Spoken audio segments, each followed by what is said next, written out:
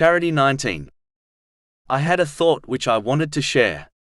Muslims often claim that due to their busy lives, they do not find time to perform voluntary righteous deeds, or even gain further knowledge on Islam. In cases like this, a Muslim should strive to donate as much charity as possible, as this righteous deed does not take much time, and it is a huge branch of faith.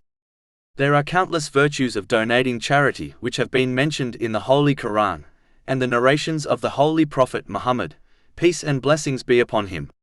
For example, the generous person is close to Allah, the Exalted, close to people, close to paradise and far from hell. Whereas the stingy person is close to hell, far from Allah, the Exalted, far from people and far from paradise. This has been advised in a narration found in Jami' at-Tirmidhi, number 1961.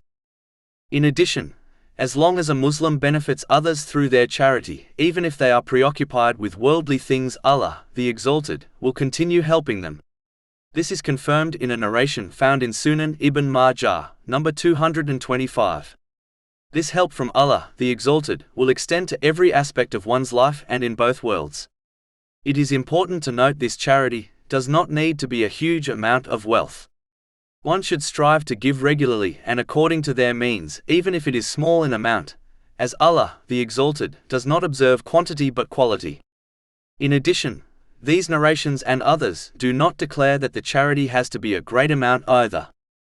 To conclude, ideally a Muslim should make time in order to fulfill all the different branches of faith.